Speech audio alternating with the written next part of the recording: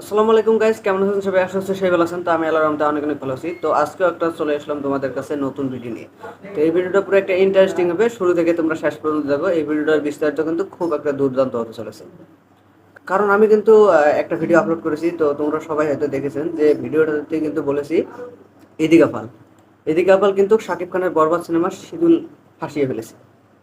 তো তার পাশাপাশি আমরা আজকে একটা নিউ তাজা বিস্তারিত নিয়ে চলে আসলাম। তো বিস্তারিত জানার আগে তোমাদেরকে একটা রিকোয়েস্ট করব, যারা যারা চ্যানেলটা সাবস্ক্রাইব করে থাকেন তাহলে অবশ্যই চ্যানেলটা সাবস্ক্রাইব করো, আর ভিডিওটাতে একটা লাইক করে পাশে থাকো। তো সরাসরি চলো বিস্তারিত মূল আল্লাহ চলো। কথার মধ্যে কথা ভেবে লিখছে, শাকিব খানের বরবাদ সিনেমার শিডিউল ফাঁসিয়ে দেওয়ার কারণে ইদি গাফালকে কিন্তু বরবাদ সিনেমা থেকে মানে বাইর করে দেওয়ার প্রচারণা হয়েছে। আমরা শুনতে পেরেছি যে ইদি গাফালকে বরবাদ সিনেমায় নেওয়া হবে না।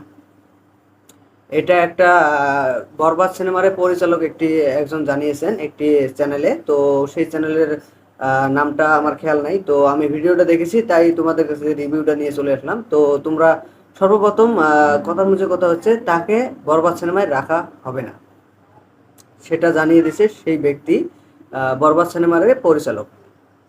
গত গত 2 দিন আগে কিন্তু মালেক আফসারি একটা ভিডিও আপলোড করেছেন, সেখানে কিন্তু বলেছেন ইদি গাফালের জন্য বরবাদ সিনেমার শুটিং বন্ধ হয়ে রয়েছে, মানে শিডিউল ফাঁসিয়ে দিয়েছে। সেই কারণে কিন্তু ইদি গাফালকে আজকে বরবাদ সিনেমা থেকে বঞ্চিত করা হচ্ছে, এটা আমরা জানতে পেরেছি।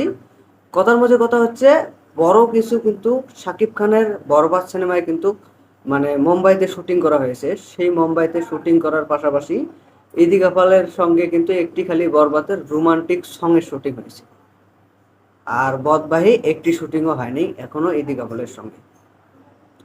তারই কারণে ইদি গাফাল তার আগে আগে মানে রোমান্টিক সংটা শুটিং হওয়ার পাশে যেহেতু শাকিব খানের বরবাদ সিনেমার শিডিউল ফাঁসিয়ে দিয়েছে, সেই কারণে শোনা যাচ্ছে যে ইদি গাফালকে বরবাদ সিনেমার নায়িকা হিসেবে রাখবে না, বরবাদ সিনেমা থেকে বঞ্চিত করে।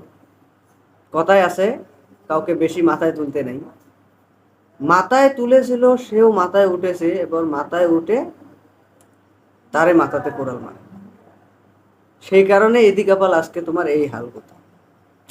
আমরা চাই যে সে ইদি গাফাল বরবাদ সিনেমার যেহেতু রোমান্টিক সং করেছে, এবং রোমান্টিক সংটা যখন করেছে, হয়তো মুভিরও শুটিং করার জন্য আমরা বলি যে তাকে নিয়ে করুক, আমরা চাই না যে তাকে বাইর করে দিক। কিন্তু ইদি গাফাল, আপনার ভুলের কারণে কিন্তু আপনাকে আজকে বঞ্চিত হতে হচ্ছে সেই বরবাদ সিনেমা থেকে, সেটা কিন্তু আপনারই ভুল।